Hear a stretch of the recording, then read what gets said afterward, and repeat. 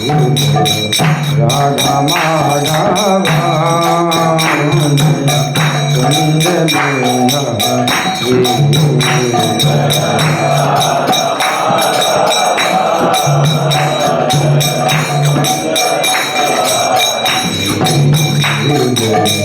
राधा माधव कुंज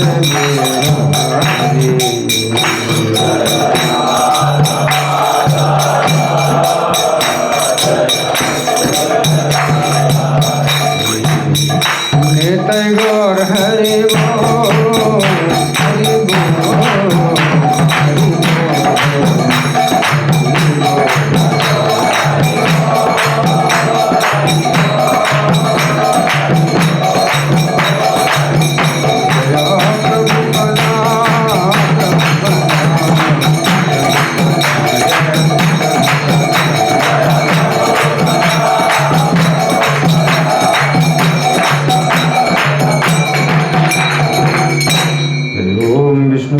Paramhans परिव्राजकाचार्य अष्टोत्तर Shri श्रीमधुर divine अभय चरणारविंद भक्ति वेदांत स्वामी श्रील प्रभुपाद की जय।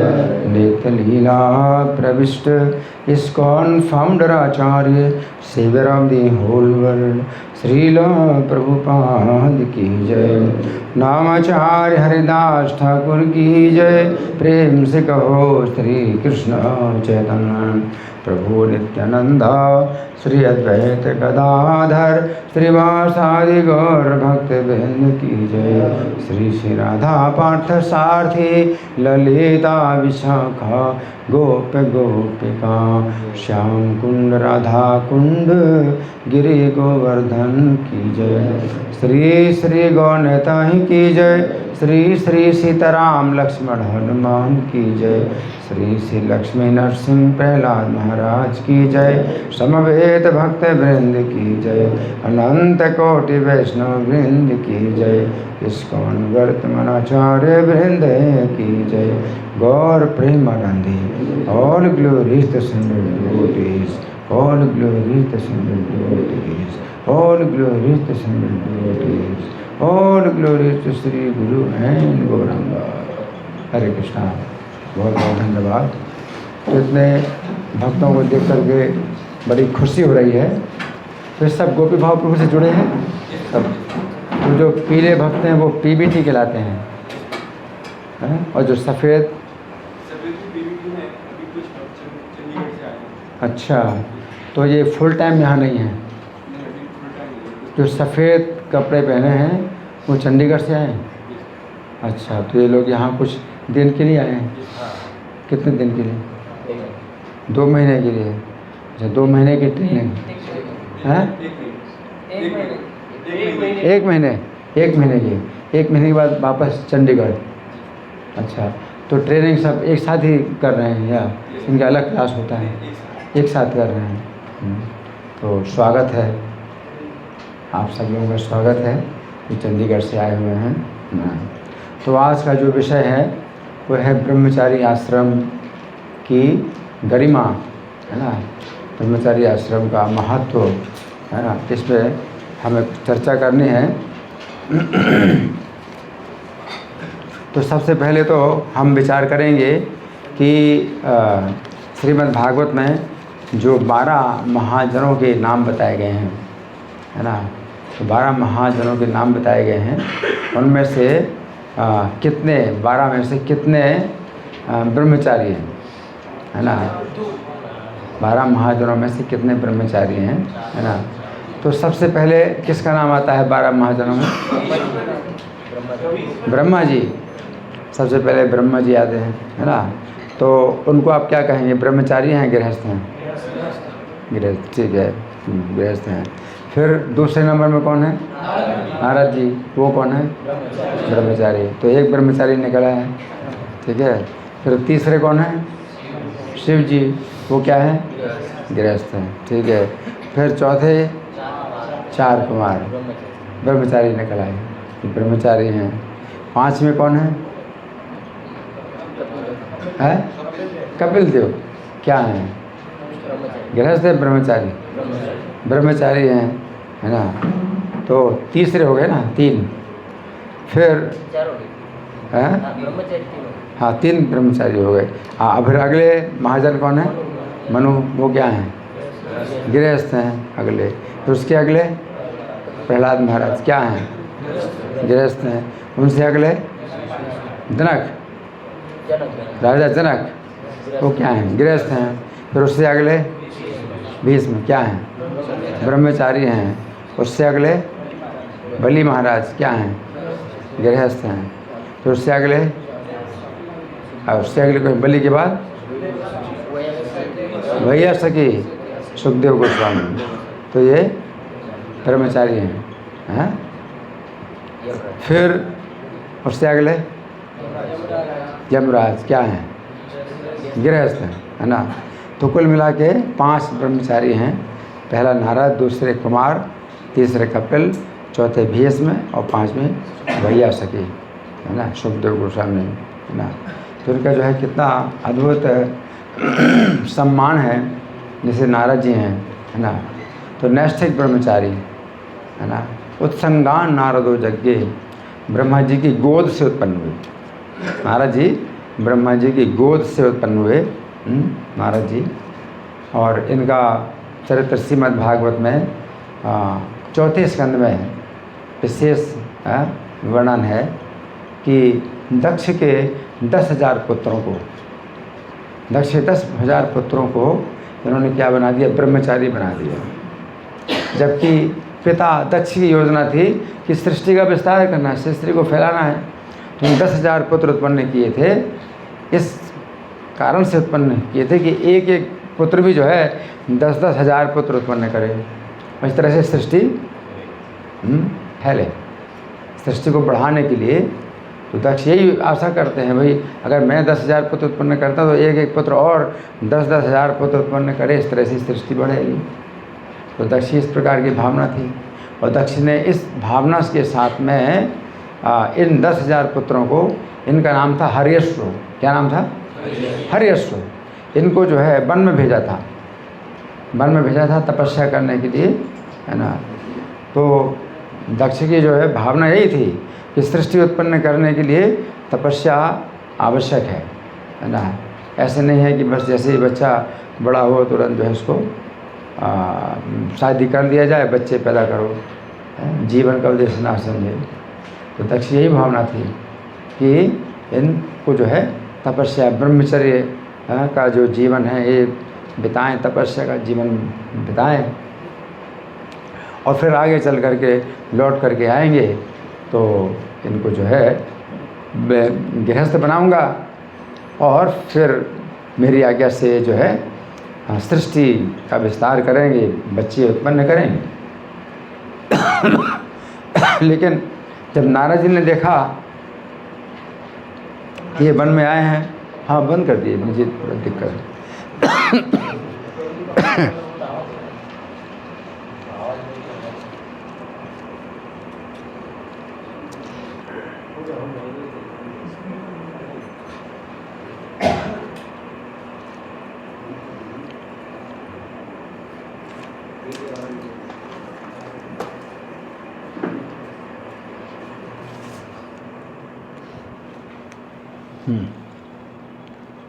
तो नारद जी ने देखा कि ये जो है बिल्कुल ठीक, चलने दो, मेरे ख्याल से चल जाएगा। तो जब नारद जी ने देखा कि जो है बिल्कुल ये जो है कोरे है, बिल्कुल कोरा कागज़ है ना, कोरा कागज़। तो कोरे कागज़ में जो कुछ भी लिख दो वही जो है बढ़िया से लिख जाता है। तो इनको जो है नारद जी ने जो है मतलब शिक्षा दी, और शिक्षा दी तो फिर यही शिक्षा दी कि तुम जो है सृष्टि कैसे उत्पन्न करोगे। तुमने सृष्टि का जो है अंत तो देखा ही नहीं है, इस पृथ्वी का अंत तो देखा नहीं है, एक ऐसी नदी नहीं देखी जो दोनों तरफ बहती है। तो इस तरह से कुछ पहेलियाँ उन्होंने मतलब पूछी उनसे, और उनका उत्तर जो है उनकी बुद्धि ने मतलब अपनी शुद्ध बुद्धि के द्वारा इनका उत्तर समझ लिया, और नारद जी के बताए के अनुसार जो है वो फिर अपने पिता के पास लौटे ही नहीं, हैं और वन में तपस्या करने लगे और फिर पूर्ण आजीवन ब्रह्मचारी बन गए। तो इस प्रकार से है मतलब उनका प्रचार जो है मतलब बहुत सफल हुआ। नारद जी बहुत बड़े प्रचारक हैं। तो आप सोचिए कि एक बार में ही 10,000 जो है उन्होंने लोगों को क्या बना दिया, आजीवन ब्रह्मचारी बना दिया। और उन्होंने अपने पिता का भी त्याग कर दिया, फिर अपने पिता को मुँह ही नहीं दिखाया, है ना। और नारद जी की शिक्षा के अनुसार उन्होंने इस तरह से मतलब अपने जीवन का उद्देश्य बनाया कि उसमें कोई भी दोष नहीं लगने वाला है कि अपने पिता की आज्ञा से वो आए थे वन में, अब वो जो है अपने पिता को नहीं अगर मिलेंगे और जो है वो अगर कर रहे हैं तपस्या तो कोई इसमें दोष लगेगा। तो उनको नारद जी इस प्रकार की शिक्षा दी।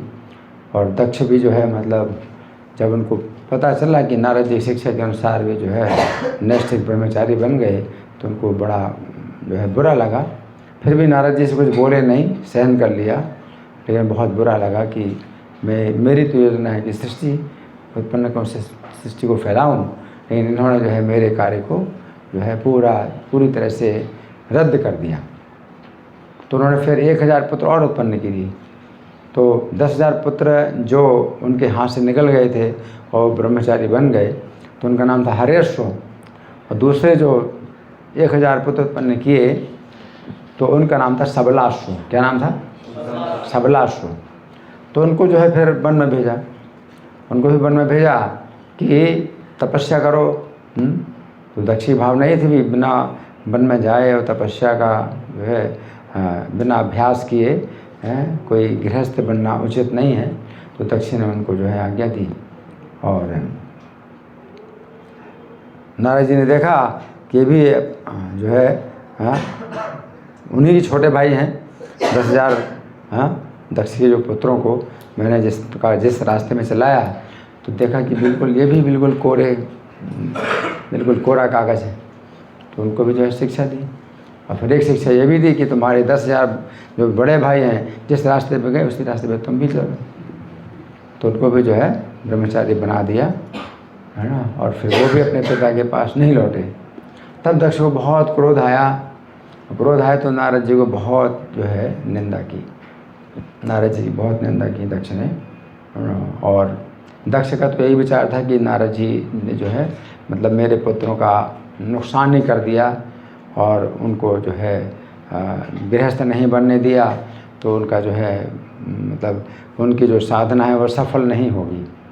तो दक्ष का ये जो विचार था ये वो अपने अज्ञान के कारण था कि इस तरह से जो है दक्ष जो है नारद जी की निंदा कर रहे थे। और नारद जी ने दक्ष की निंदा भी सहन कर ली।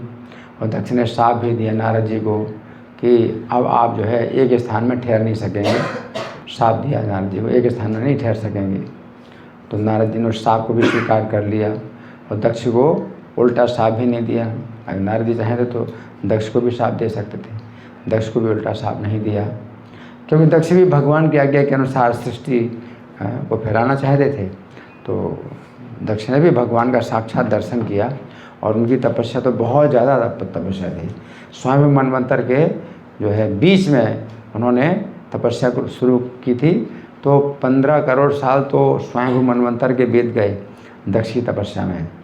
और फिर छठे मनवंतर में जो है उनको भगवान का दर्शन हुआ। तो समझो कि दूसरा, तीसरा, चौथा, पाँचवा कितने 4 हो गए ना। 4 मनवंतर 30-30 करोड़ के, 30-30 करोड़ साल के 4 मनवंतर और 15 करोड़ साल का पहला मनवंतर, है ना। तो कितना हो जाएगा? 195 करोड़। 195 करोड़ साल तक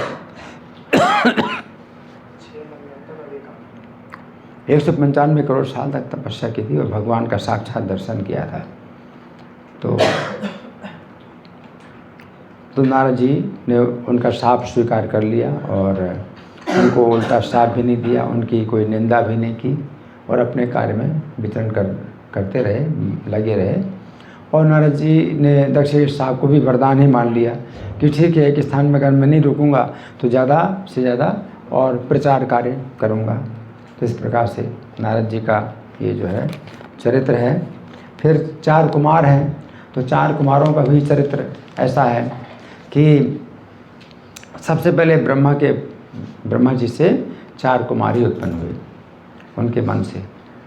उस समय शिव जी का भी जन्म नहीं हुआ। सोचिए, ब्रह्मा जी के सबसे बड़े पुत्र हैं 4 कुमार, और अपने मन से ब्रह्मा जी के मन से उत्पन्न हुए थे 4 कुमार हैं। और जैसे दक्ष चाहते थे कि उनके जो पुत्र हैं तो वो जो है और पुत्र उत्पन्न करें, उसी प्रकार से ब्रह्मा जी भी चाहते थे कि मैं इन 4 पुत्रों को मैंने उत्पन्न किया तो अब ये भी और उत्पन्न करें।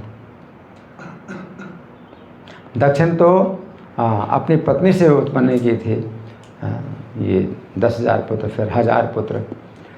लेकिन ब्रह्मा जी ने जब सृष्टि उत्पन्न की तो उस समय ये नियम था ही नहीं कि पत्नी से पुत्र उत्पन्न किए जाएं, तो अपने शरीर और मन से ही वो उत्पन्न कर रहे थे, तो उसमें बड़ा परिश्रम भी होता है और सृष्टि बढ़ भी नहीं रही थी।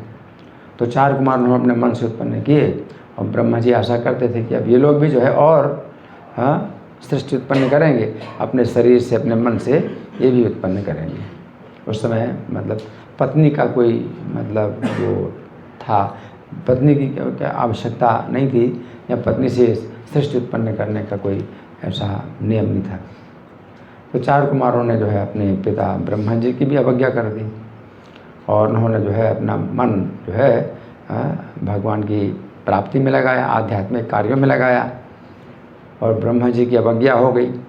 ब्रह्मा जी ने कहा, और सबसे पहले उन्होंने आज्ञा दी, सबसे पहले उनके पुत्र थे, और ब्रह्मा जी की जो है आज्ञा का उल्लंघन हो गया। तो ब्रह्मा जी ने विचार किया कि मेरी आज्ञा का उल्लंघन कर रहे हैं, लेकिन इनका उद्देश्य कोई गलत नहीं।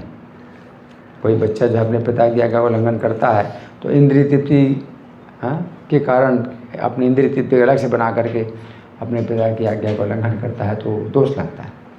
लेकिन ये जो 4 कुमार हैं, ये जो है अपने पिता ब्रह्मा जी की आज्ञा का जो उल्लंघन कर रहे हैं, तो केवल इसलिए उल्लंघन कर रहे हैं कि इनका जो मन है वो सीधे आध्यात्मिक दिशा में वो आगे बढ़ना चाहते हैं।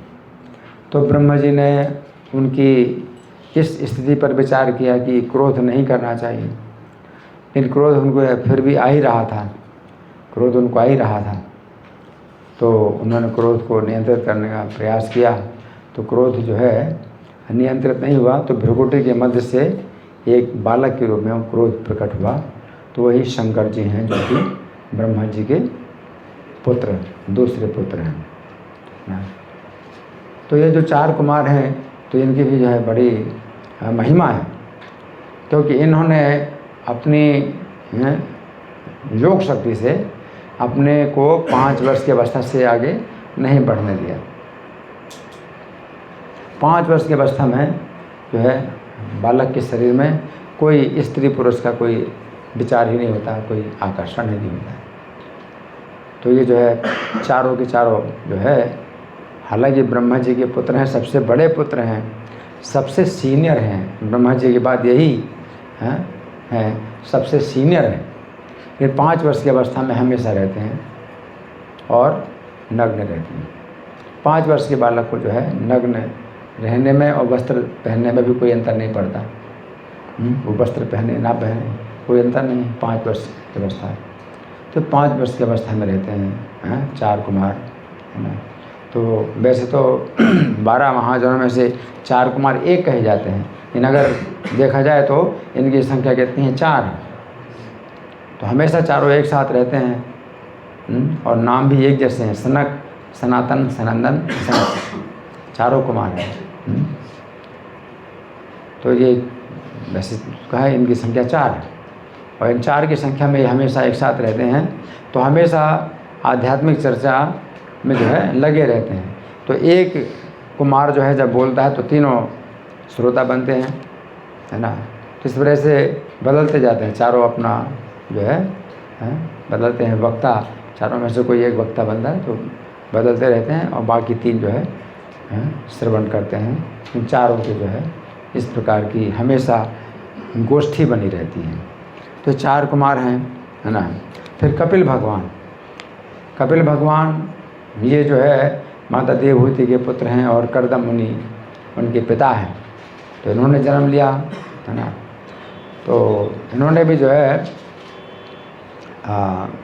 जब जन्म लिया तो इनके पिता कर्दम मुनि ने पहचान लिया कि साक्षात भगवान मेरे घर में आ गए हैं। तो साक्षात भगवान जैसे जो है उनके घर में आए और कुछ बड़े हुए तो कर्दम मुनि ने भगवान की आज्ञा ले ली, अपने पुत्र को जो है भगवान मान करके भगवान की आज्ञा ले ली कि वो जो है संन्यास ले करके और कर्दम मुनि जो है चले गए भगवान की प्राप्ति के लिए, तपस्या करने के लिए। और कपिल भगवान जो है अपने घर में माता के साथ रहे और माता को फिर ज्ञान देते हैं। तो श्रीमद् भागवत का जो 3रा स्कंद है तो उसमें कपिल भगवान की शिक्षाओं का जो है वह इतना विस्तृत वर्णन है कि 25वें अध्याय से लेकर के ये 31वें अध्याय तक या 33वें अध्याय तक, तो ये जो कपिल भगवान की शिक्षाओं के वर्णन की माता देवहूति को किस प्रकार से ज्ञान देते हैं, है ना। तो कपिल भगवान का इतना श्रीमद् भागवत में महत्व है कि उनकी शिक्षाओं के जो है करीब 8 अध्याय जो है उनकी शिक्षाओं के ही माता देवहूति को शिक्षा देते हैं। कपिल भगवान हैं। फिर भीष्म देव हैं, तो चौथे संख्या में भीष्म देव हैं। तो भीष्म देव भी जो है नैष्ठिक ब्रह्मचारी महाराज शांतनु के पुत्र थे और पिता के जो है सबसे ज़्यादा योग्य पुत्र थे भीष्म जी हैं। गंगा देवी से इनका जन्म हुआ था। शांतनु गंगा देवी जो नदी हैं, गंगा देवी वो स्वयं जो है महाराज शांतनु की पत्नी के रूप में थी और इनको जो है जन्म दिया, भीष्म जी को जन्म दिया। और जब गंगा जी जो है जन्म दे करके भीष्म जी को जन्म दे करके फिर जो है वो चली गई, अपने पति का त्याग करके चली गई गंगा जी। तो जो है महाराज शांतनु की इच्छा हुई, एक जो है एक कन्या थी सत्यवती, उससे विवाह करने की इच्छा थी महाराज शांतनु की, है ना।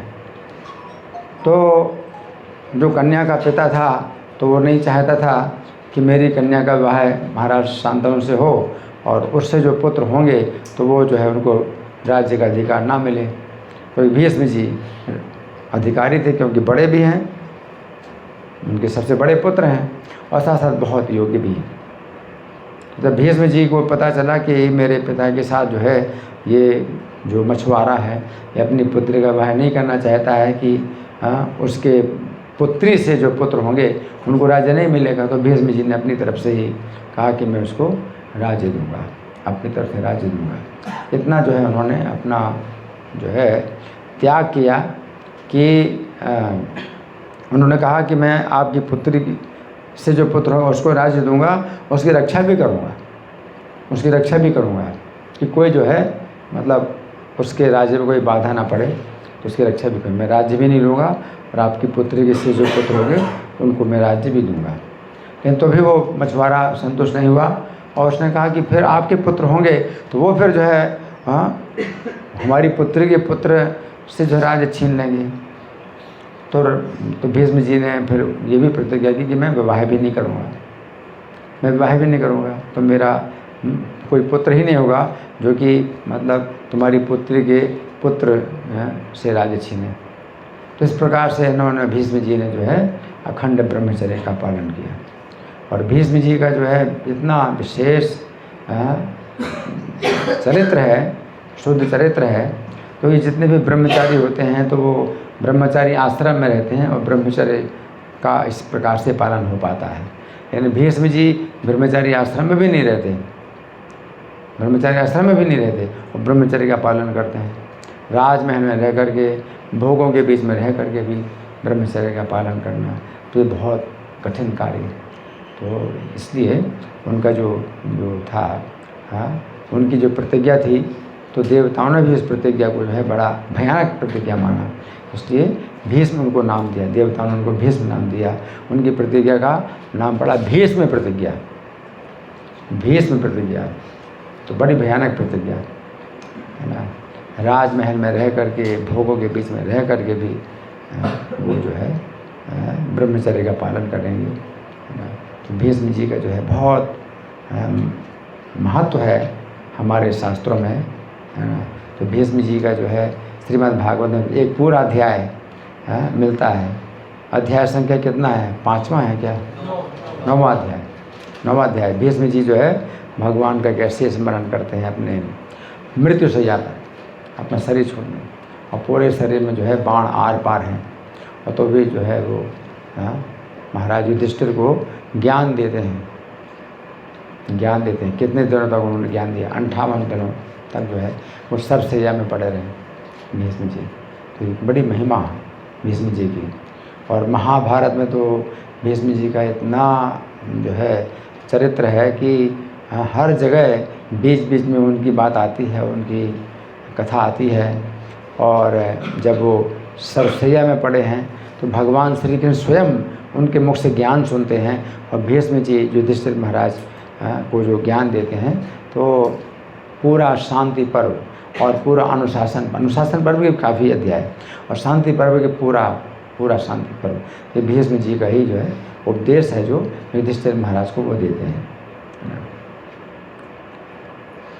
महाभारत में 2 जो है जो विषय हैं वो बड़े दिव्य हैं। एक तो भगवत गीता है, 18 अध्याय की जो भगवत गीता है ये बहुत दिव्य है महाभारत के अंदर। और दूसरा भीष्म जी ने जो विष्णु सहस्त्र नाम सुनाया है युधिष्ठिर महाराज को, तो वो भी जो है बहुत दिव्य है ना। तो महाभारत में अगर कुछ अगर देखना, कुछ प्रकाश अगर मिलता है तो एक तो भगवत गीता का प्रकाश मिलता है, और दूसरा प्रकाश मिलता है विष्णु सहस्त्र नाम का। इसलिए कभी कहा जाता है गेयम गीता नाम सहस्त्रम, है गेयम यानी गाना है। और गाना है तो एक तो गीता का गान करो, गीता गाई जाती है, हम लोग श्लोक, हर श्लोक कोई क्लास होता है तो श्लोक का गान करते हैं। तो गेयम गीता नाम शास्त्रम, तो अगर गाना है तो एक तो गीता है, गाने के लिए आप गान करो।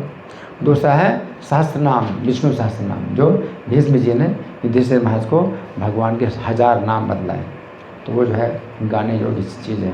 तो भीष्म जी का जो है बड़ा महत्व है। फिर वैयासकी है सुखदेव गोस्वामी। तो सुखदेव गोस्वामी व्यास जी के पुत्र हैं, सुखदेव गोस्वामी।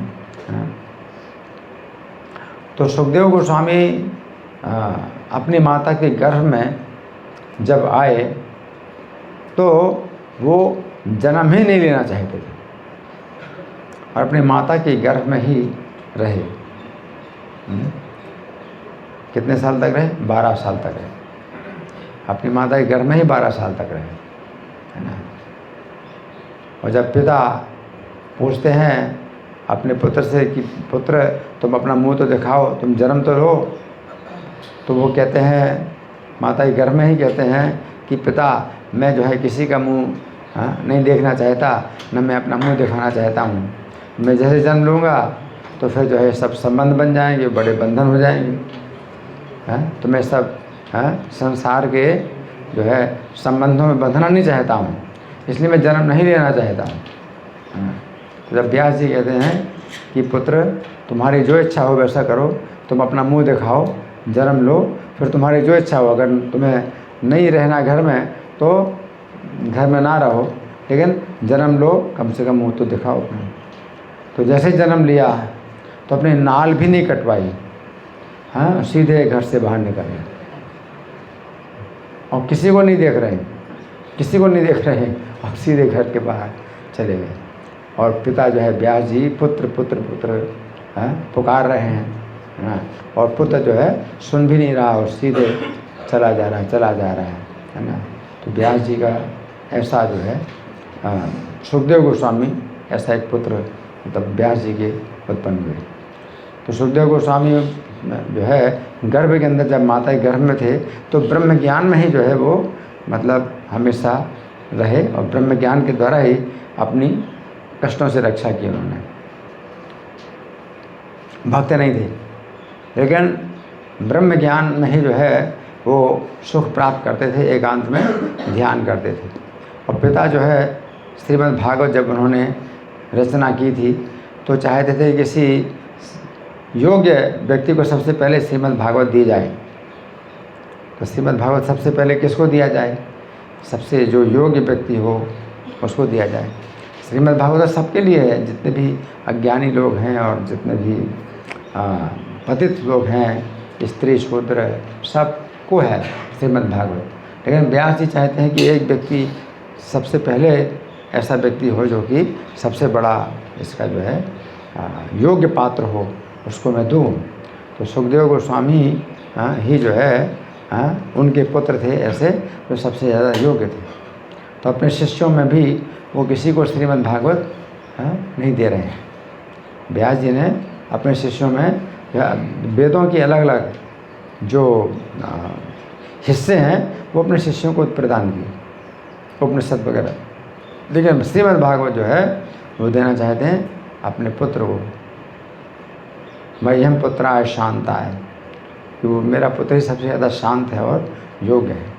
लेकिन वो पुत्र जो है सुनना नहीं चाहता, क्योंकि वो जो है अपने ब्रह्म ज्ञान में जो है वो हमेशा सुख प्राप्त कर रहा है। तो व्यास जी चाहते थे उसको सुखदेव गोस्वामी को ही दिया जाए श्रीमद् भागवत। लेकिन यह भी जानता नहीं कि श्रीमद् भागवत जो है ब्रह्म ज्ञान से भी ऊपर है। तो अपने शिष्यों को जो है व्यास जी ने कहा, एक मंत्र कहा, श्रीमद् भागवत का एक श्लोक दिया, इस श्लोक को जोर जोर से पढ़ा करो, है ना। बरहा पीडम नट बर बपु कर्ण्यो कर्णिकारम, 10वें स्कंध का वो श्लोक है। और अपने शिष्यों को कहा कि तुम लोग जो है वन में संहिता लेने जाते हो तो ये श्लोक जोर जोर से पढ़ा करो, इससे तुम्हें जंगली पशुओं का भय नहीं रहेगा। तो शिष्यों को तो ही कहा, लेकिन ये भी कहा कि हमारा पुत्र अगर आए तुम्हारे पास तो उससे बात नहीं करना, दौड़ के मेरे पास आ जाना, इस तरह से वो मेरे पास आएगा। तो व्यास जी की इस प्रकार की चाल थी कि अपने पुत्र को अपने पास बुलाएं श्रीमद् भागवत सिखाने के लिए। तो फिर यही हुआ कि सुखदेव गोस्वामी के मुँह कानों में जब ये भागवत का जो श्लोक गया तो उनका ब्रह्म ज्ञान फीका पड़ गया, क्योंकि वो भगवान का रूप जो है उसमें वर्णन था। तो भगवान के रूप का वर्णन था, तो वो ब्रह्म ज्ञान अब फीका पड़ गया। अब तो जो है उनको जो है अब लोभ पैदा हो गया कि ये श्लोक कहाँ से आ रहा है, अब ये श्लोक कहाँ से आ रहा है। तो वो भागे, कौन बोल रहा है, कौन बोल रहा है। तो व्यास जी ने बता दिया था कि अगर वो तुम्हारे पास आए तो तुम मेरे पास आ जाना। तो भाग करके उनका शिष्य आ गया व्यास जी के पास, तो सुखदेव गोस्वामी पिता के पास आ गए। और व्यास जी कहते हैं कि बेटा बैठो। नहीं पिताजी वो श्लोक सिखा दीजिए। तो बोले ऐसे 18,000 श्लोक हैं, तुम सीखो, विधिवत सीख। तो सुखदेव गोस्वामी ने श्रीमद् भागवत जो है पूरा प्राप्त हो गया।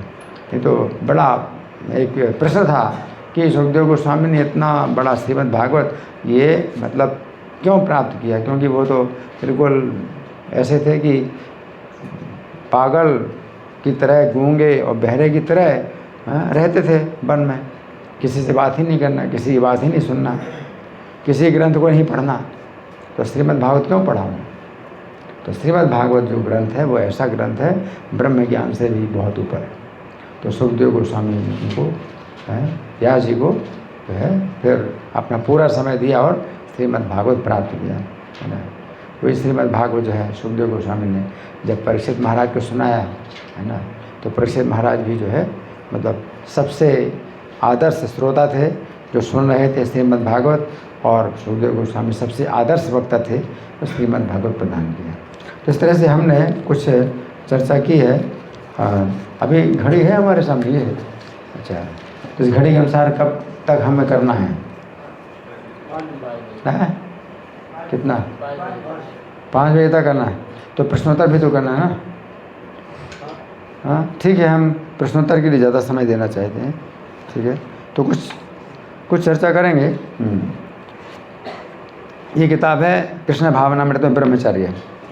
यदि कोई व्यक्ति काम वासना से अत्यधिक उत्तेजित हुए बिना ब्रह्मचारी बना रह सके, यहाँ पर ये विचार किया गया है कि यदि कोई व्यक्ति काम वासना से अत्यधिक उत्तेजित हुए बिना ब्रह्मचारी बना रह सके तो ये भगवत धाम वापस जाने के उद्देश्य को प्राप्त करने की सर्वोत्तम स्थिति है।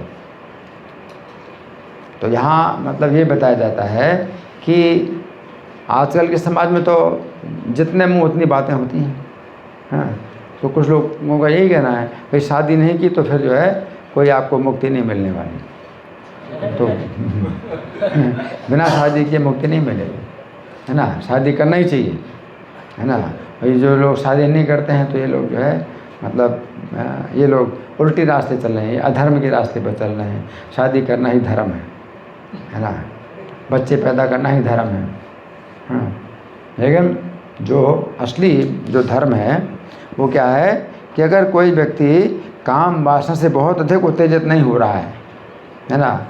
उत्तेजना तो होती, काम वासना की उत्तेजना तो है सब में, कोई ऐसा नहीं है। अगर काम वासना नहीं है तो वो आपकी एक अलग बीमारी है, आपको फिर डॉक्टर के पास जाना पड़ेगा। अगर हम मेरे अंदर काम वासना नहीं है, हाँ, तो प्रॉपर के आप डॉक्टर के पास जाओ कि काम वासना नहीं है ना। तो एक अलग बीमारी है काम वासना ना हो। हाँ, लेकिन काम वासना की उत्तेजना तो सबके अंदर है, लेकिन बहुत अधिक उत्तेजना हुए बिना ब्रह्मचारी अगर बना रह सके तो भगवत धाम वापस जाने के उद्देश्य को प्राप्त करने की सबसे अच्छी स्थिति है। अगर आप ब्रह्मचारी रह सकते हैं, अविवाहित रह सकते हैं, बने रह सकते हैं, तो आपको शादी नहीं करना चाहिए। किसी व्यक्ति ने मुझसे पहले पूछा था कि मैं शादी करूं या ना करूं, तो मैंने उससे कह दिया कि अगर शादी के बाद भी 16 माला अगर जप कर सकते हो, 4 नियमों का पालन कर सकते हो तो शादी करो। तो उसने बड़े विश्वास से कह दिया कि हाँ मैं 16 माला करूँगा, 4 नियमों का पालन करूँगा। शादी कर ली, और शादी कर ली फिर जो है बिल्कुल बुरी हालत उसकी वो नहीं कर पाया। तो कई लोग जो है अपने अंदर बड़ा विश्वास रखते हैं कि भाई शादी के बाद भी बना रहेगा। तो इसलिए अब मैंने कहना ही बंद कर दिया ऐसा कि भाई शादी कर लो। इसलिए सबसे अच्छा यही है कि शादी के बिना अगर रह सकते हो तो सबसे अच्छा है कि आप शादी ना करो, है ना। शादी ना करो, है ना। और भगवत धाम वापस जाने हैं के लिए सबसे अच्छी स्थिति है अगर आप जो है विवाह नहीं करते। पारिवारिक जिम्मेदारियों के भारी बोझ होते हैं। शादी के बाद क्या होगा, पारिवारिक जिम्मेदारियों के बहुत भारी बोझ होते हैं शादी में। सामाजिक जीवन के भटकाव होते हैं बहुत ज़्यादा, समाज में बहुत भटकाव है ना। और सबको खुश करना, सबकी बातें सुनना, है ना, बहुत ज़्यादा इसमें उलझन होती है, भटकाव है। और इंद्रिय तृप्ति के लिए सदा उपलब्ध अवसर मिलते हैं। इधर से ये खाना पीना, ये बढ़िया सोना, ये बढ़िया, है ना, ये देखना है, तो सब जगह इंद्रिय तृप्ति के जो है अवसर है ना। तो इससे मुक्त होकर एक ब्रह्मचारी सादगी से शांतिपूर्वक रह सकता है। अगर आप ब्रह्मचारी रहेंगे, है ना, तो बड़े सरलता से, है ना, सादगी का मतलब है बिल्कुल सामान्य अपनी आवश्यकताएं होंगी, थोड़ी सी आवश्यकताएं होंगी, और आप शांतिपूर्वक रह सकते हैं। अपना सारा जीवन और शक्ति श्री कृष्ण को समझने में लगा सकते हैं। पूरा जीवन, पूरी शक्ति श्री कृष्ण को समझने में। अभी कुछ भी मतलब आपके ऊपर भार नहीं है। पत्नी का अलग भार, बच्चों का अलग भार, घर मकान, है ना, और फिर पारिवारिक झगड़े, है ना, इधर केस चल रहा, उधर केस चल रहा है, ये उधर जाना, कोर्ट में जाना, है ना। तो बड़े जो है मतलब इसमें वो होते हैं, उलझने होती हैं, है ना। अधिकांश संबंधी भौतिकवादी होते हैं। आपके जितने परिवार के संबंध होते हैं वो भौतिकवादी होते हैं, आधा से ज़्यादा तो भौतिकवादी ही होंगे, है ना। और वो सब यही मतलब सुझाव देंगे कि ये बिज़नेस करो, ये बिज़नेस करो, ये नौकरी करो, इधर उधर घूमने जाओ, उधर घूमने जाओ, इधर ये करो, इधर वो करो। भौतिकवादी होते हैं संबंधी। उनकी अपेक्षाओं को पूरा करने की आवश्यकता के बिना तो आप अगर ब्रह्मचारी रहेंगे तो कोई चक्कर ही नहीं है कि भाई कोई जो है आपको इस तरह से कुछ बोले और आपकी कोई जिम्मेदारी होगी कि आपको ये करना है, वो करना है ना। ब्रह्मचारी का एकमात्र उत्तरदायित्व होता है गुरु, हरि और वैष्णवों को प्रसन्न करना। एकमात्र आपकी जिम्मेदारी क्या है, गुरु को प्रसन्न करना, हरि को प्रसन्न करना और वैष्णवों को प्रसन्न करना। हरि गुरु वैष्णव भागवत गीता, है ना। तो यही जो है आपकी केवल जिम्मेदारी रहती है, हरि गुरु और वैष्णवों को प्रसन्न करना है। नौकरी की कोई जिम्मेदारी नहीं है, घर बनाने की कोई जिम्मेदारी नहीं, साड़ियों को खरीदने के लिए जाने की कोई आवश्यकता नहीं है। और वहाँ पर पत्नी जाएगी साथ में तो उसकी जो है बड़ी जो है मांगे होती हैं और बड़ी भारी लिस्ट होती है उसकी आवश्यकताओं की, ये भी चाहिए वो चाहिए। और साड़ी दुकान में जाएंगे तो हज़ारों प्रकार की साड़ियाँ दिखाएगा, फिर उसमें पूरा दिन जो है उसी में चला जाएगा, उसको ये पसंद है वो पसंद नहीं है ना। तो सादा सरल और अच्छा जीवन आपका जो है कैसा है ब्रह्मचर्य में, सादा सरल और अच्छा। इसलिए यदि कोई कठिनाई आए या कभी कभी मानसिक उत्तेजना हो तो भी यदि संभव हो तो ब्रह्मचारी बने रहो। ऐसा नहीं है कि नहीं मेरे अंदर तो भाई अब वो उत्तेजना हो रही है तो तुम्हें शादी कर लेना चाहिए, तो कोई भी कहे हाँ उत्तेजना हो रही है शादी करो, है ना। तो ये तो सबके अंदर है, सब थोड़े है कि आप अकेले हैं, सबके अंदर है ना। तो कभी कभी मानसिक उत्तेजना हो तो भी यदि संभव हो तो ब्रह्मचारी बने रहें, पारिवारिक जीवन से बचो, नारद मुनि और हर्षों के उदाहरण से शिक्षा प्राप्त करो। नारद मुनि से शिक्षा प्राप्त करो और किन से? हर्षों से। हर्ष अभी हमने बताया था, किसके पुत्र थे? दक्ष के पुत्र थे। कितने थे? 10,000। एक ही नाम के 10,000 पुत्र थे। जैसे 4 कुमार साथ साथ रहते, ये 10,000 एक साथ रहते हैं, एक ही नाम के, है ना। और सब के सब जो है क्या हो गए? ब्रह्मचारी हो गए। तो उससे शिक्षा प्राप्त हो गई। तो प्रभुपाद कहते हैं, एक स्थान प्रभुपाद कहते हैं, कृष्ण भावनामृत का अभ्यास करने के लिए ब्रह्मचारी जीवन सबसे सरल आश्रम है। क्या? कृष्ण भावनामृत का अभ्यास करने के लिए ब्रह्मचारी जीवन सबसे सरल आश्रम है ना। तो ब्रह्मचारी जीवन में क्या होता है कि आपको दूसरे भक्तों का भी जो है संग मिलता है और इस संगति में आपको जो है बहुत बल मिलता है। और कोई आश्रम नहीं है जिसमें कि इस प्रकार की संगति हो और एक ही दिशा में सब लोग चल रहे हैं, आध्यात्मिक दिशा। गृहस्थ आश्रम में नहीं है। गृहस्थ आश्रम में कमज़ोर पड़ जाता है व्यक्ति, उसके परिवार के लोग हैं, समाज के लोग हैं और पत्नी भी और बच्चे भी कई बार उल्टे होते हैं, बहुत मुश्किल है। ब्रह्मचर्य आश्रम क्या है? सब तो जैसे बहुत कमज़ोर लकड़ियाँ हों, इकट्ठा कर बांध दिया जाए, बंडल बना दिया तो फिर तोड़ना मुश्किल है। तो बहुत इसमें बल मिलता है एक दूसरे से। तो ये और दूसरे आश्रम में इतना नहीं है। संन्यास आश्रम में भी क्या होता है? अकेले ही रहना पड़ता है, सन्यासी को भी अकेले ही रहना पड़ता है ना। लेकिन ब्रह्मचार्य आश्रम में क्या है कि सबसे सरल आश्रम है, बहुत कम आवश्यकताएं हैं। कुछ प्रसाद की आवश्यकता है, कुछ प्रसाद है और कुछ थोड़ी सेवा है। रात्रि में सिर टिकाने के लिए और विश्राम के लिए 6 फुट की जगह मिल जाती है। कितनी? 6 फुट की जगह चाहिए, इतनी आवश्यकता है ना, विश्राम के लिए, है ना। और जिससे तुम अगले दिन दोबारा गुरु और कृष्ण की सेवा कर सको। तो विश्राम केवल इसीलिए करना है कि अगले दिन फिर से आपको शक्ति मिलेगी काम करने की। तो सोना और विश्राम करने का एकमात्र उद्देश्य क्या है? वो शक्ति प्राप्त करना है अगले दिन के लिए, है ना। तो ये जो है प्रभुपाद बताते हैं। गृहस्थ के अनेक उत्तरदायित्व होते हैं। कितनी जिम्मेदारियाँ?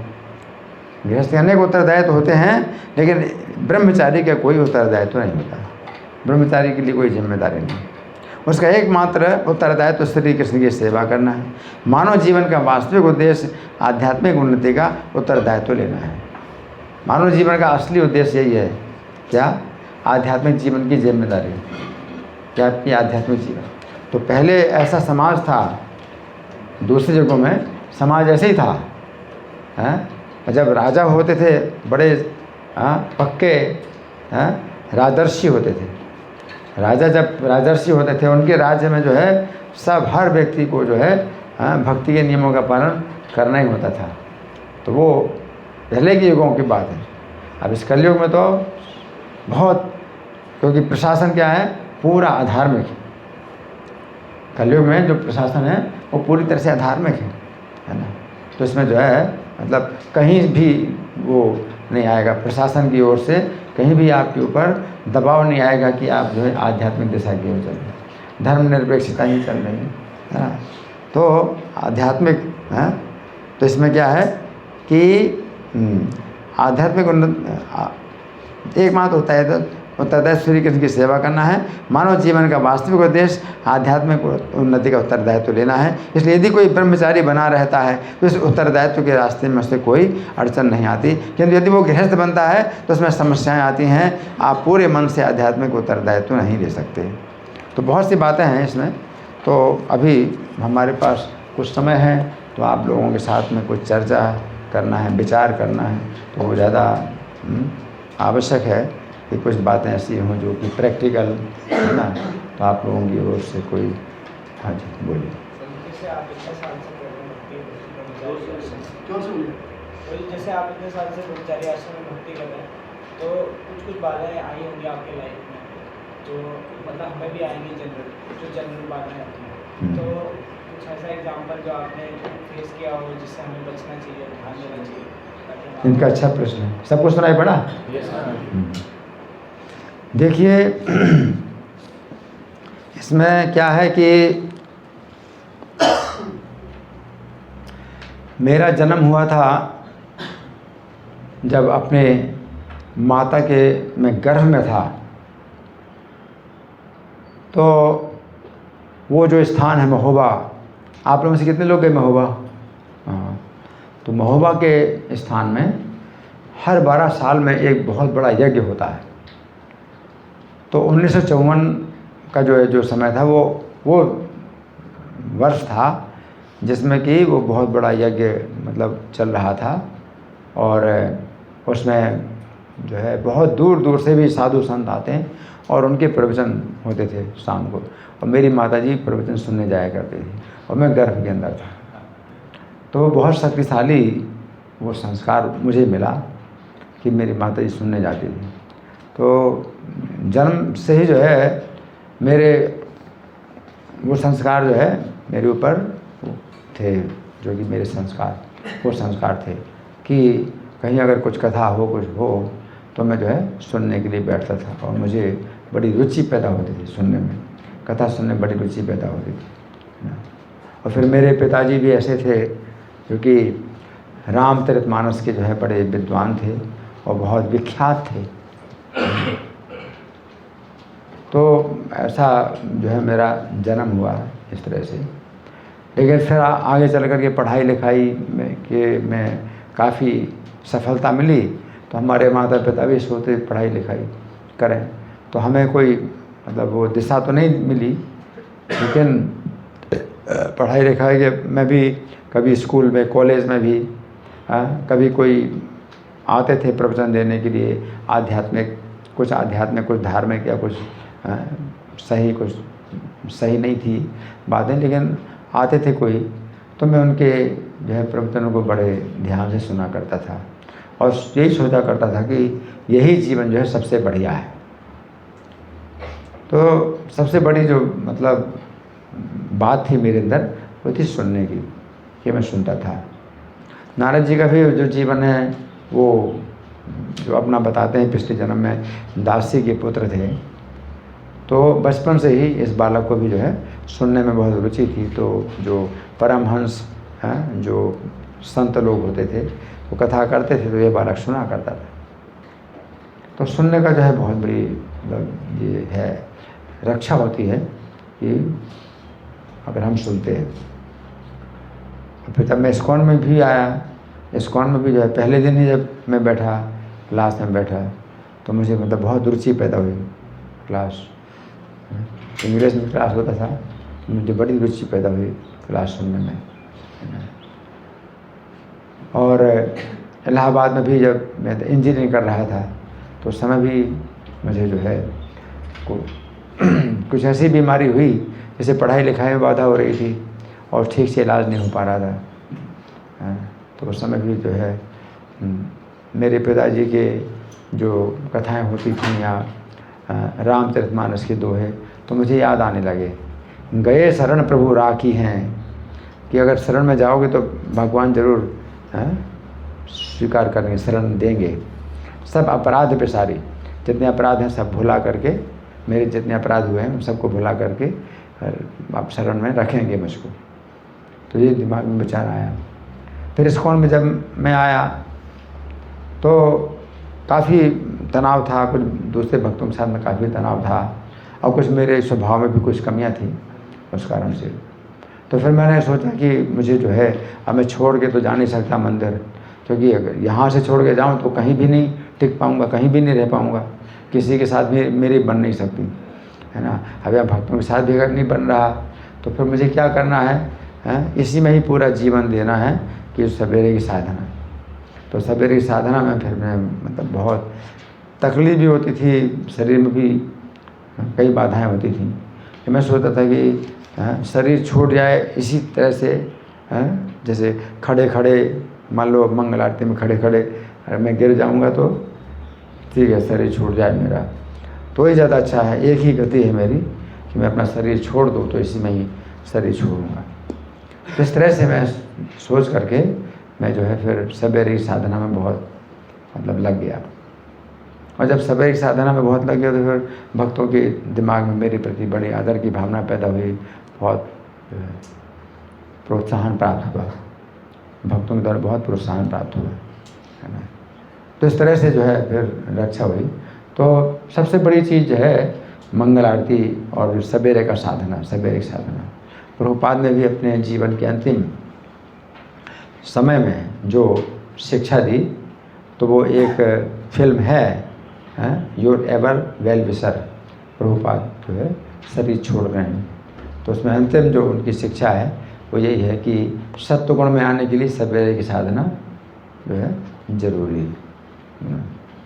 सवेरे की साधना में जो है आप अगर रहते हैं, है ना, तो इसमें जो है बड़ी परीक्षा होती है, क्योंकि उस समय ज़्यादातर ये होता है कि नींद मतलब बहुत आती है, और अभी भी मुझे बहुत दिक्कत होती है, उठने में बहुत दिक्कत हुई। कई बार तो बहुत, कभी कभी तो बिल्कुल 2:45 बजे अलार्म बजा, मैं तुरंत उठ जाता हूँ और मुझे मतलब लगता है कि मैं बिल्कुल मतलब फ्रेश हो गया।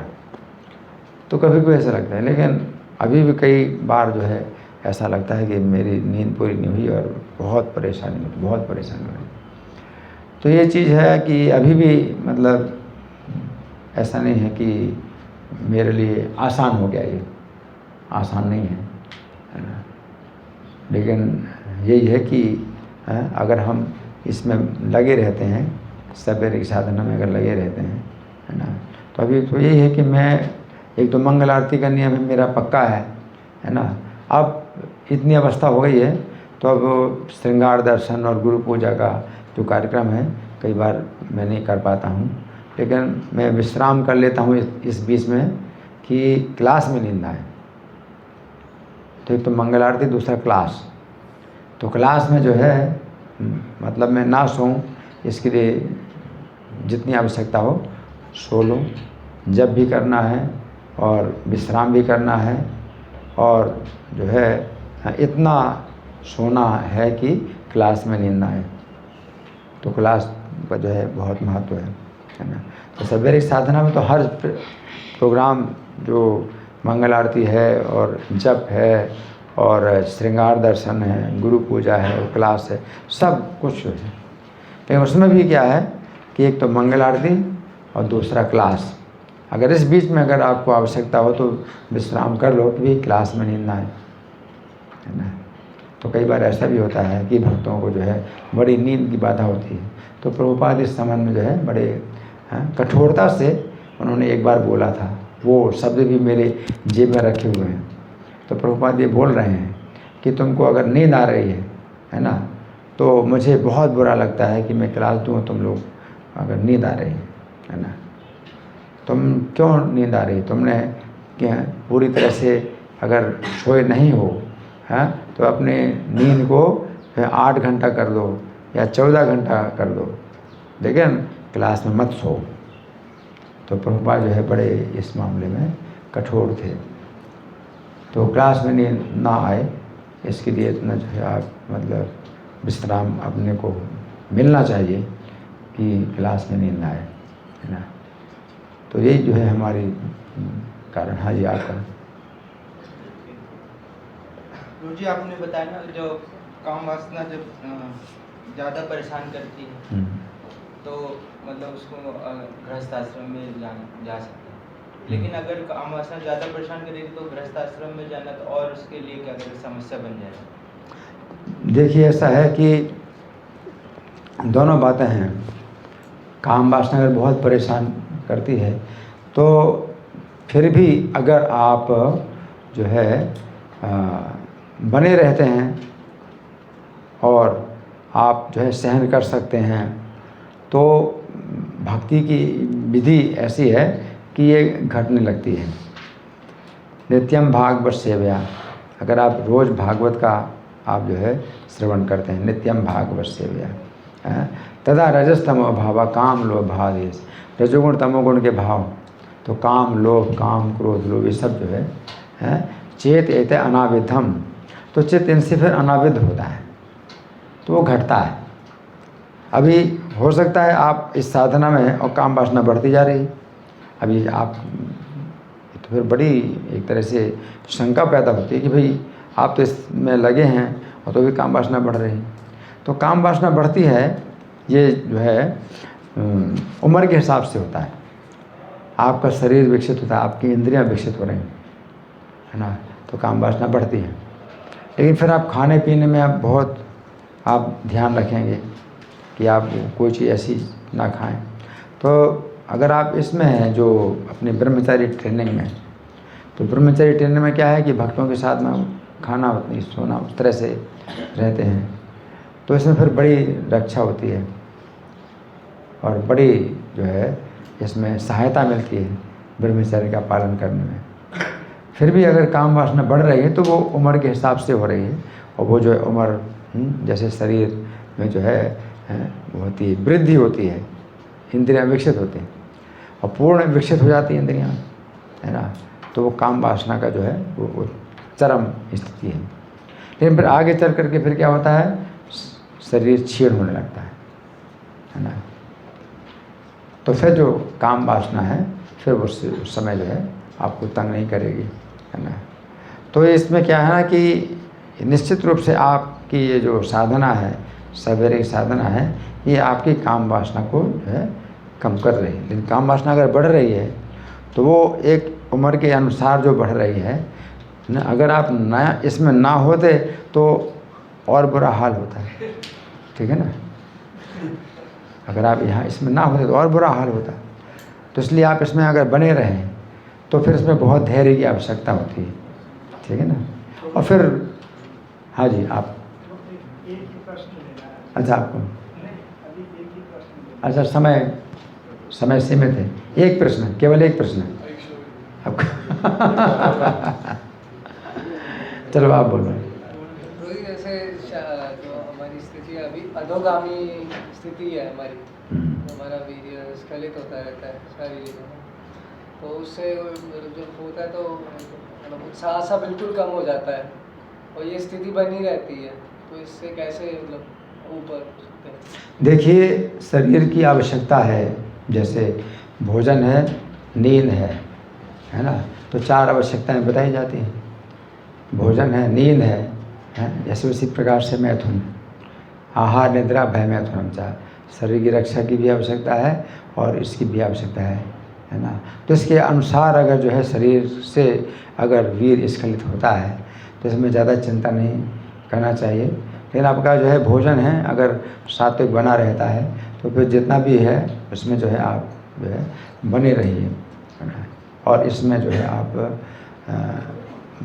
विक्षिप्त मत होइए, इसमें आप जो है धैर्य धारण करिए ना। तो अब ऐसा नहीं कि वीर की रक्षा होगी, क्योंकि पहले का जो जीवन था वो जंगल में था। जंगल में जो है बच्चे 5 साल की अवस्था में भेजे जाते थे, है ना। लेकिन अभी क्या है, हम लोग बचपन से ही मतलब वो इंद्रिय तृप्ति के ही विचार पले और शिक्षा मिली और संगति भी इतना गंदा मिला, तो वो सब विचार अब ऐसा तो नहीं हो सकता है कि इस तरह से वीर की रक्षा हो पाएगी। तो वीर की रक्षा अगर नहीं भी होती है तो भी आप जो है मंगल आरती के नियम की रक्षा करो, ठीक है ना। तो एक तो होता है आप वीर की रक्षा करो, है ना, और दूसरा है मंगल आरती की रक्षा करो, है ना। तो वीर की रक्षा से ज़्यादा जो है बड़ी रक्षा कौन सी है? सवेरे की साधना। तो सवेरे की साधना में अगर आप जो है फोकस करते हैं तो फिर एक है साधे सब सद है, तो एक को साधने सब कुछ सद जाता है ना। तो सवेरे की साधना है भक्तों की संगति, नाम के 10 अपराध, है ना। अगर इसमें आप फोकस करते हैं तो फिर जो है आप जो है बने रहेंगे, ठीक है ना। धन्यवाद। तो अब क्या करूँ मुझे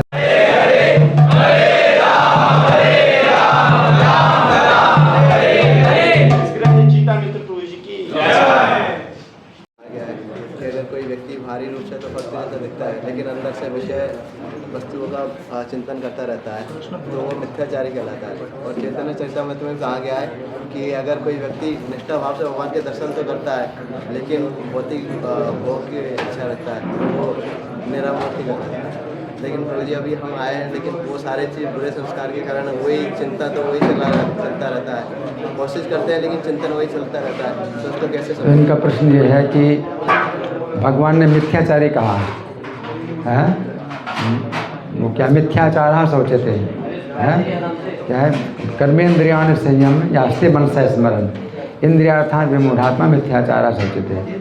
अपने कर्मेंद्रियों को तो रोका हुआ है उसने और मन से इंद्रियों के विषयों का चिंतन कर रहा है तो मिथ्याचारी है ना। और अभी यहाँ पर भी यही ट्रेनिंग यही है, आप कर्मेंद्रियों को तो रोक रहे हैं, है ना, लेकिन आपको इंद्रिय के विषयों का चिंतन हो रहा है ना। बड़ा अच्छा प्रश्न है कि इस तरह से तो फिर वो हाँ हम मिथ्याचारी कहलाएंगे कि हम चिंतन कर रहे हैं। लेकिन वहाँ इस श्लोक में भगवान जो बता रहे हैं मिथ्याचारी, तो उसमें क्या है कि वो चिंतन कर रहा है तो अपने दिमाग में वो चिंतन जो है विशेष रूप से वो अपने दिमाग में वो चिंतन का अवसर दे रहा है कि वो समाज में वो आदर पाने के लिए वो जो है अपने को दिखावा करे, बड़ा अच्छा साधु है। मान लो किसी घर में जा रहा है या सड़क में देख रहा है ना, और सोच रहा है कि मुझे मौका मिले तो मैं ये कार्य करूं, है ना, और अपनी इज्जत भी जो है बनी रहे और गुप्त रूप में जो है कुछ है योजना बना। तो यहाँ मनसा स्मरण का मतलब है कि वो उपाय सोच रहा है मैं कैसे करूं, है ना। तो मिथ्याचारी अब वो दिखा रहा है कि मैं मतलब बड़ा साधु हूँ, तो इसलिए जो है मतलब दिखावे के लिए तो कर रहा है तो मिथ्याचारी है। यानी यहाँ पर क्या है, आपके दिमाग में आ रहे हैं उल्टे विचार, गंदे विचार आ रहे हैं, है ना, लेकिन आप अपने जो है बुद्धि के द्वारा उनसे लड़ रहे हैं, तो आपके अंदर द्वंद्व हो रहा है आपके अंदर, तो मिथ्याचार नहीं है, है ना। आप अंतर्द्वंद हो रहा है कि मन में जो है आ रहा है इंद्रिय तृप्ति का विचार और बुद्धि जो है उसको जो है विरोध कर रही है कि इसमें जो है दुख ही कष्ट ही कष्ट है। मन जो है नहीं मान रहा, मन कहता है कि मुझे चाहिए, भोग चाहिए मुझे, और बुद्धि कहती है कि इसमें कष्ट है। तो अंतर्द्वंद हो रहा है ना, तो अंदर ही अंदर द्वंद हो रहा है, तो वो जो है मिथ्याचार नहीं कहलाता। लेकिन जब वो व्यक्ति अपनी बुद्धि का भी प्रयोग कर रहा है, अपने मन की काम इच्छा पूरी करने बुद्धि का प्रयोग कर रहा है, अपनी बुद्धि के द्वारा सोच रहा है कि मुझे जो है इस तरह का रास्ता मिले, तो रास्ता ढूंढ रहा है ना, तो मिथ्याचार, ठीक है ना। तो ऐसे बहुत से साधु हैं जो कि मतलब दिखावा करते हैं साधु का, बड़े बाबा जी हैं, ये हैं वो हैं, लेकिन उनका जो गुप्त जीवन है वो अलग प्रकार का होता है, ठीक है ना। तो भगवान उनको कहते हैं। हाँ आपका कुछ जैसे हम लोग साधना करते हैं, पीपीटी के बाद अपने मंदिर जाएंगे तो 10 बजे से लेकर जो शाम का समय है हमारा, उस समय श्रवण कीर्तन पे ज़्यादा हम फोकस करें कि सेवाओं पे अपना पूरा इंगेज करें?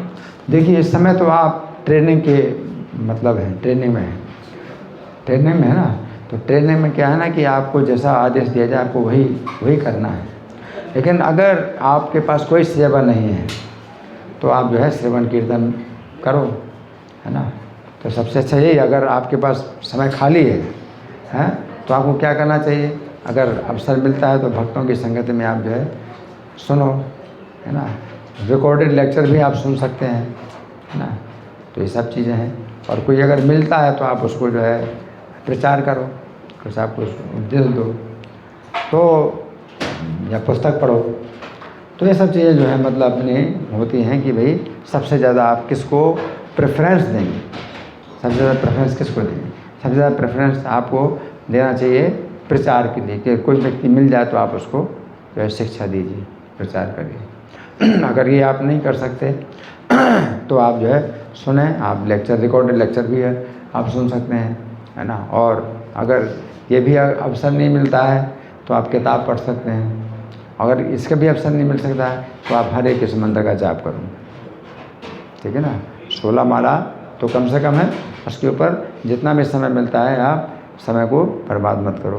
तो 16 माला जप के ऊपर भी। हाँ जी। जी, जैसे जब शारीरिक समस्याएं आती हैं, शारीरिक तौर पे कोई समस्या आती है, उसमें फिर साधना हम कैसे अच्छी कर सकते हैं, क्योंकि उसमें तो प्रॉब्लम होती है साधना। देखिए साधना तो ऐसा है ना कि चूँकि भक्तों की संगति में एक फोर्स होता है। अगर आप भक्तों की संगति में हैं तो वो एक फोर्स होता है। अगर आप नहीं उठेंगे तो आपके ऊपर जो है वो आएगा कि भाई आपको जाना है। तो एक डर अगर बना हुआ है कि भाई अगर मैं नहीं उठूँगा तो मुझको यहाँ नहीं रखा जाएगा, तो एक ये डर अगर है तो इस डर के मारे आप अगर उठ रहे हैं तो आपकी रक्षा हो रही, बड़ी रक्षा हो रही है ना। तो आप ऐसे माहौल में है ना कि अगर हम नहीं उठेंगे तो आपको कहा जाएगा कि भाई आप जा सकते हैं, है ना। तो वो चीज़ जो है एक अगर फोर्स होता है तो वो जो है बड़ी रक्षा करता है। जैसे मरीज़ अस्पताल में भर्ती हुआ है ना, और दवाई नहीं खा रहा, तो अस्पताल फिर कभी हमारे अस्पताल को क्यों बदनाम कर रहे हो, तुम्हारी बीमारी ठीक होने वाली नहीं है, हमारा अस्पताल बदनाम हुआ कि इतने समय से मरीज है ना। तो आपको ये तो फ्री अस्पताल है, आपको कुछ भी नहीं है ना। अगर आप जो है नहीं नियमों का पालन करते और अपनी चाल चलते हो, है ना, यहाँ क्लास हो रहा है, उधर चले गए, उधर चले गए, सो रहे हैं, तो आपको कहा जाएगा कि आप जा सकते हैं। तो प्रभुपाद भी कहते हैं कि मेरे जो मंदिर हैं ये फ्री होटल नहीं है ना। तो जो ब्रह्मचारी हैं तो उनका तो यही है कि भाई मंगल आरती में आने ही, और मंगल आरती में अगर नहीं आए तो you have to fast, Prabhupada ने कहा। तो ब्रह्मचारियों के लिए नो मंगल आरती नो प्रसादम, है ना। तो ये जो है प्रभुपाद ने नियम बनाया, क्योंकि आपकी और कोई जिम्मेदारी, परिवार की और व्यापार की कोई जिम्मेदारी नहीं है। तो आपको जो है फिर प्रसाद नहीं खाना चाहिए। अगर मंगल आरती नहीं है तो प्रसाद, मॉर्निंग प्रसाद मत ग्रहण करो। तो ये भी एक जो है नियम है, ठीक है ना। सेवा के कारण अगर मंगल आरती मिस हो तो, सेवा के कारण मंगल आरती मिस हो तो आप बोल सकते हो कि सेवा के कारण मंगल आरती में नहीं आ पा रहा हूँ, क्योंकि पर्याप्त विश्राम ज़रूरी है, मिलना है, ठीक है ना। तो उसके लिए आप जो है बात कर सकते हो कि क्योंकि हर चीज़ यहाँ पर भक्तों को जब रखा जाता है तो उनको पर्याप्त विश्राम भी मिलना चाहिए और उठें भी। तो युक्त आहार विहार से युक्त चेष्टस्य कर्मसु युक्त स्वप्नावबोध से योगो भवति दुःखः। तो युक्त आहार, युक्त विहार और युक्त कर्मों में चेष्टा और युक्त निद्रा और युक्त जागरण, तो सब होना चाहिए उपयुक्त, है ना। तो नींद भी कम नहीं होना चाहिए, ज़्यादा नींद नहीं है, कम भी नींद नहीं होना चाहिए। भोजन भी ज़्यादा नहीं, कम भी नहीं। तो ये सब चीज़ें मतलब सही मतलब तरीके से सब कार्य होना चाहिए, ठीक है ना। ठीक है, धन्यवाद। आपका प्रश्न जी। जैसे आपने बहुत जोर दिया श्रवण करने के लिए, तो श्रवण करते हैं तो हम उस समय माइंड को हमें अटेंटिव नहीं रख पाते। कई बार माइंड हमारा भागता रहता है, कभी कहीं कभी कहीं कभी। तो कैसे इसको? देखिए, महामंत्र का जप आप करते हैं, अगर महामंत्र का आप जप करते हैं तो आपके अनर्थ दूर होते हैं और आपकी चेतना शुद्ध होती है। तो आपको फिर समझ में भी आएगा और आप सुन भी पाएंगे। महामंत्र का इसलिए जप बहुत ज़रूरी है। आप महामंत्र का जप करिए एकाग्रता से, है ना। तो उसी से फिर आपके अंदर जिज्ञासा पैदा होगी आत्म तत्व की जिज्ञासा पैदा होगी कि ये जीवन का उद्देश्य क्या है, मनुष्य का जीवन क्या प्राप्त हुआ, भगवान ने गीता में क्या उद्देश्य दिया, अर्जुन ने क्या बातें पूछी। तो आध्यात्मिक विषयों में रुचि जो पैदा होती है तो वो जो है ये शुद्धिकरण, चेतना शुद्ध होती है। हरे कृष्ण मंत्र का जाप आप सुनते हैं, ठीक है ना। 10 अपराधों से आप बचो, 10 अपराध आप डेली बोलो तो 10 अपराधों से बच करके जाप करोगे तो आपके अंदर जो है फिर शुश्रूषो श्रद्धानस से वासुदेव कथा है ना, तो शुश्रूषा पैदा होगी, है ना। श्यान महत सेवा विप्रा, तो भक्तों की सेवा से आप शुश्रूषा आपके अंदर होगी। शुश्रूषा का मतलब है सुनने की इच्छा, है ना। तो ये सब जो है इस तरह से होती है, ठीक है। धन्यवाद। श्री कृष्ण कथा महामहोत्सव की जय, श्रील प्रभुपाद की जय। हरे कृष्ण।